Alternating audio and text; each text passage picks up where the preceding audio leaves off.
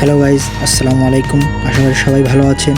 চলে আসলাম আবার আপনাদের মাঝে নতুন একটা ভিডিও নিয়ে। তো আজকে শেয়ার করব আমার high school life. High school life বলতে আমার ওরকমভাবে কিছুই নাই, তারপর যতটুকুই আছে ততটুকুই আপনাদের কাছে শেয়ার করার চেষ্টা করব। আমি প্রাইমারি শেষ করে 2014 সালে মানে পিএসসি পরীক্ষা দিই। পরীক্ষা দেওয়ার কিছুদিন পরে চলে আসি আমি আমার দাদা বাড়ি। তারপর আমি ভর্তি হই আলিয়া মাদ্রাসায় ক্লাস 6-এ।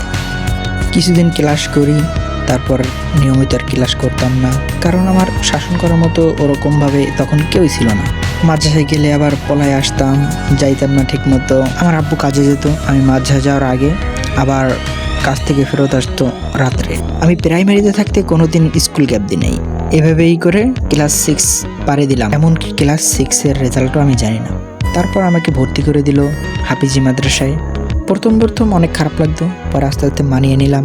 ওই মাদ্রাসায় কাটিয়ে দিলাম প্রায় 1.5 বছরের মতো।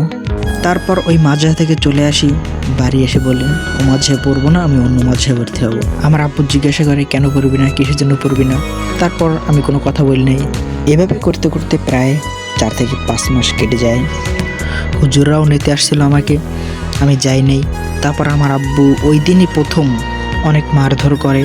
তার কিছুদিন পর একটা মাদ্রাসায় ভর্তি হই, কিন্তু সেখানে বেশি দিন টিকতে পারিনি, কারণ আমার জ্বর হয়েছিল। জ্বর হওয়ার পর মাত্র 5 দিন ছিলাম ওখানে। তারপর আবার বাড়িতে চলে আসি।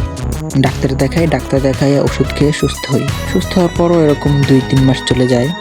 তার কিছুদিন পর গিয়া কাছে আর একটা মাদ্রাসায় ভর্তি হই। তো সময় সংক্ষিপ্তের কারণে আজকের ভিডিওটা এই পর্যন্তই। ভিডিওর বাকি অংশ পরবর্তী ভিডিওতে আপনাদের মাঝে শেয়ার করব। ততক্ষণ পর্যন্ত আপনারা সুস্থ থাকুন, ভালো থাকুন। আল্লাহ হাফেজ।